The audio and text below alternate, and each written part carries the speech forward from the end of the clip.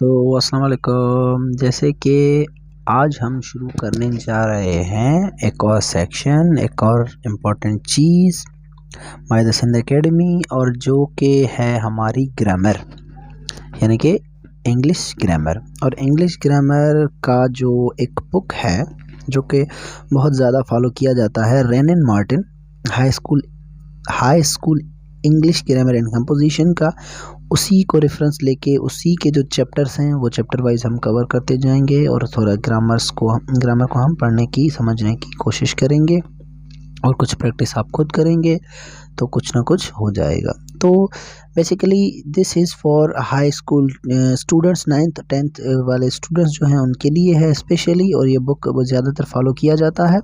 तो इसी को लेकर हम ग्रामर को समझने की कोशिश करेंगे और बिल्कुल बेसिक से हम स्टार्ट करेंगे और आहिस्ता आहिस्ता हम आगे चलेंगे। अगर आप फर्स्ट लेक्चर से लेकर इसको समझते आएंगे तो आपको कोई डिफ़िकल्टी नहीं होगी और आपकी इंग्लिश इम्प्रूव हो जाएगी। तो हम इस बुक को फॉलो करेंगे। बुक है रेन एंड मार्टिन। तो आइए स्टार्ट करते हैं। तो सबसे पहले कि ये एक बुक का कॉन्टेक्स्ट दिया गया है, आप समझ सकते हैं कि इसमें क्या क्या है। फर्स्ट टॉपिक हमारा जो है sentences, phrases and classes, parts of speech, articles, active and passive voice, moods हैं, टेंसेस हैं, इन्फिनेटिव हैं, पार्टिसिपल्स हैं, जेरेंट्स हैं, एक्सिलरी मॉडल्स हैं। ये सब चीज़ें जो हैं आहिस्ता आहिस्ता कवर करेंगे चैप्टर वाइज। तो आज जो हम पढ़ने जा रहे हैं वो चैप्टर नंबर 1 और चैप्टर नंबर 2 है इस बुक का, जो कि बिल्कुल बेसिक है। आज हम उसको समझने की कोशिश करेंगे। तो आइए स्टार्ट करते हैं। तो इसका जो चैप्टर नंबर 1 है वो सारा जो यानी कि मुश्तमिल है वो है सेंटेंस पर मुश्तमिल, यानी कि जुमला किसे कहते हैं।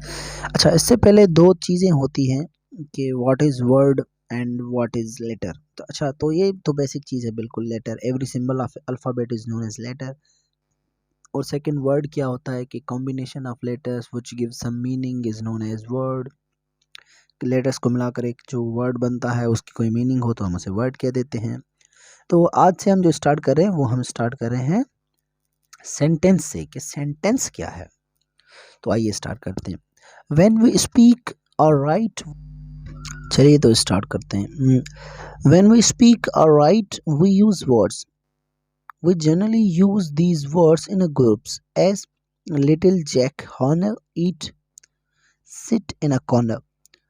अब बेसिकली हम जो लैंग्वेज यूज़ करते हैं, तो जब बोलते हैं तो हम basically groups of word use करते हैं, यानी कि जैसे कि वो वहाँ बैठा है, वो कुछ कर रहा है, जो इंग्लिश में है he is going, she is coming. तो ऐसे वर्ड्स का हम क्या, वर्ड्स के जो ग्रुप्स हम यूज़ करते हैं। तो basically a group of words like this, इस ऐसी तरह जो ये ग्रुप्स होता है, वर्ड के जो ग्रुप्स होते हैं which make some sense is called sentence। तो ऐसा ग्रुप का वर्ड जो कि कुछ सेंस दे, यानी कि कुछ मीनिंग दे, कुछ चीज़ हमें समझ में आए, तो ऐसे ग्रुप ऑफ वर्ड्स को हम कहते हैं कि ये एक सेंटेंस है।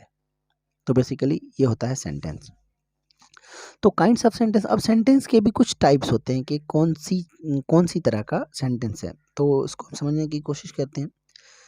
Those which make statement or assertion as Humpty Dumpty sat on a wall। तो एक ऐसा सेंटेंस हो जिसमें कि नॉर्मली कोई एक स्टेटमेंट दी गई हो, तो उसे हम असेशन दी गई हो, कोई स्टेटमेंट दी गई हो, एक तरह का वो सेंटेंस होता है। दूसरे जो सेंटेंसेस होते हैं, दोज विच आस्क क्वेश्चन, जिसमें हम कुछ ना कुछ क्वेश्चन पूछते हैं। वेयर डू यू लिव, आप कहाँ रहते हो, what is your name, where are you from, what is your father's name. तो ऐसे जो क्वेश्चंस, ऐसे जो सेंटेंस होते हैं वो उसकी भी एक कैटेगरी होती है कि जिसमें हम क्वेश्चन पूछ रहे हैं। तो थर्ड वन है those which express commands request. तो ऐसे भी सेंटेंसेस होते हैं जिसमें क्या होता है कि हम कुछ ना कुछ किसको कह रहे होते हैं, किसी को कोई कमांड दे रहे होते हैं या किसी से कोई रिक्वेस्ट कर रहे होते हैं।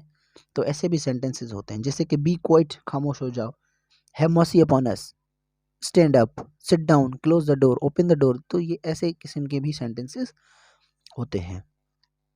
बी क्वाइट ऐसे भी होते हैं।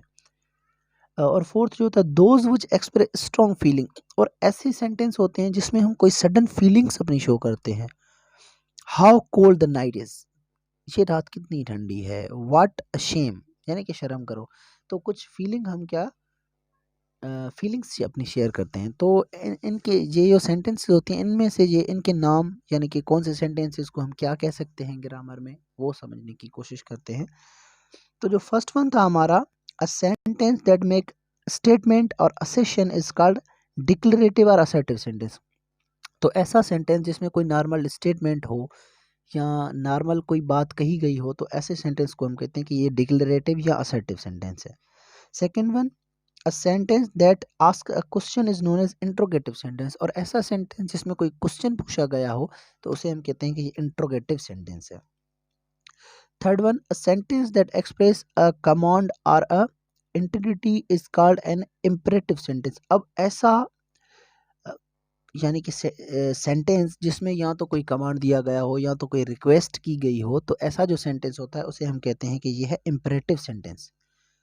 और फोर्थ टाइप जो इसका है, अ sentence that express strong feeling is called exclamatory sentence. और जो ऐसा सेंटेंस जो एक फीलिंग शो करे उसे हम कहते हैं कि ये एक्सक्लेमेटरी सेंटेंस है। तो बेसिकली सेंटेंस क्या है, group of word which give some meaning, और उसके चार हो गए types, assertive sentence, interrogative sentence, imperative sentence और एक्सक्लेमेटरी सेंटेंसेस।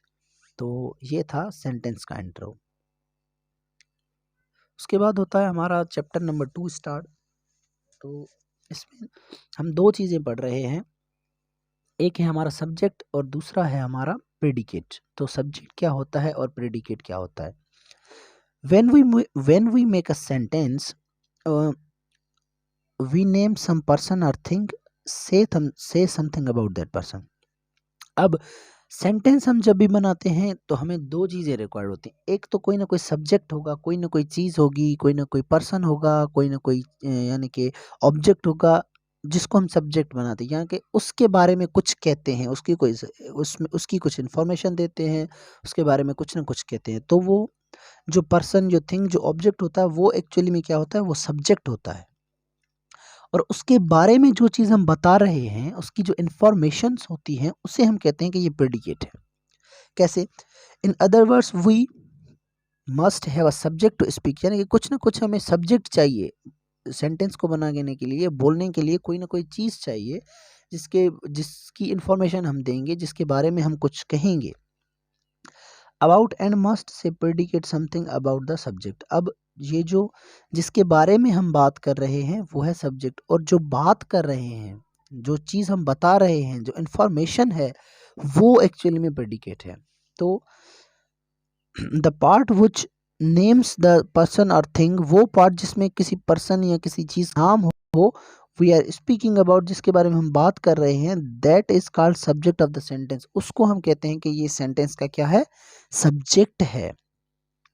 और उसके बाद सेकंड चीज़ जो है predicate, the part which tell something about the subject. अब वो पार्ट जो सब्जेक्ट के बारे में कुछ बताए, कोई information they, this is called predicate of the sentences. तो उसे हम कहते हैं कि ये इस सेंटेंस का प्रेडिकेट है। यानी कि सेंटेंस बनाने के लिए हमें दो चीज़ें चाहिए सेंटेंस बनाने के लिए।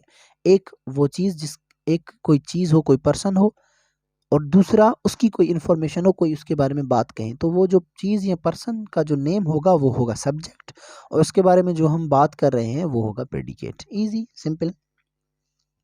जैसे कि हेयर कम्स द, अच्छा एक और चीज़ जो समझने की है, the subject of a sentence usually comes first but occasionally it put after the predicate. अच्छा, अब सेंटेंस का जो जनरल स्ट्रक्चर होती है मोस्टली उसमें क्या होता है, पहले सब्जेक्ट आता है फिर प्रेडिकेट आता है, पहले कोई नाम होगा फिर उसके बारे में कोई बात करेंगे। लेकिन समटाइम्स ऐसा भी होता है कि पहले उसकी इन्फॉर्मेशन बताते हैं फिर उसका नाम बताते हैं, यानी कि सब्जेक्ट बाद में चला जाता है। जैसे कि हेयर कम्स द बस, अब यहाँ पे क्या प्रेडिकेट फर्स्ट है और बस वो क्या हो गया, लास्ट में चली गई बस, यानी कि सब्जेक्ट आखिर में चला गया। तो ये भी गलत नहीं है, ऐसा भी हो सकता है। Sweet sweet are the uses of adversity, तो एडवर्सिटी एक नाउन है, ये एक सब्जेक्ट है, लास्ट में चला गया। तो fifth one is an imperative sentence, the subject is left out as. अच्छा, अब जो इम्परेटिव सेंटेंसेस होते हैं, इम्परेटिव सेंटेंस यानी कि कौन से, रिक्वेस्ट हो गई, कमांड हो गया, तो ऐसे जो सेंटेंसेस होते हैं उनमें जो सब्जेक्ट होता है वो ड्रॉप आउट होता है, उनमें सब्जेक्ट होता ही नहीं है। तो समटाइम्स वो सब्जेक्ट अंडरस्टूड होता है, जैसे कि ये देखें सिट डाउन, अब कोई बंदा सिट डाउन किसे कहता है, जो सामने बंदा होता है उसे कहता है ना सिट डाउन, सामने होता है। तो वहाँ पे ये अंडरस्टूड है कि सब्जेक्ट कौन है, सामने वाला बंदा है, तो यहाँ पे सब्जेक्ट अंडरस्टूड, लेकिन इस सेंटेंस में सब्जेक्ट ड्रॉप आउट किया गया। Here the subject you is understood. Thank him मतलब कि उसे शुक्रिया कहो। Here the subject you is understood, यहाँ पर भी वही same cheese, you subject understood है, तो यहाँ पर सब्जेक्ट समटाइम्स, अच्छा तो सब्जेक्ट समटाइम्स क्या होता है, यूजुअली जो सब्जेक्ट प्रेडिकेट से पहले आता है, लेकिन समटाइम्स प्रेडिकेट के बाद भी आ सकता है, और समटाइम्स सब्जेक्ट आ ही नहीं सकता, यानी कि समटाइम प्रेडिकेट होगा, जस्ट सब्जेक्ट क्या होगा, अंडरस्टूड होगा। तो ये सब सब्जेक्ट और प्रेडिकेट इनका जो माजरा था। और उसके बाद है ये एक एक्सरसाइज दी गई है, इसे अपने खुद से सॉल्व करना है, प्रैक्टिस करनी है। The following sentences separate the subject and the predicate, sentences दिए हुए हैं, इसमें आप क्या करना है, आपको सब्जेक्ट प्रेडिकेट्स और यानी कि हर सेंटेंस को पढ़ना है, उसमें से देखना है कि प्रेडिकेट कौन सा है और सब्जेक्ट कौन सा है, इसको अलग अलग करना है। तो इसी के साथ आज का लेक्चर हम यहाँ पर ख़त्म करते हैं। चैप्टर 2 हमने पढ़ लिए, पहला और दूसरा, और आगे हम पढ़ेंगे चैप्टर नंबर 3 को, अगले लेक्चर में कंटिन्यू करेंगे। तब तक के लिए अल्लाह हाफिज़।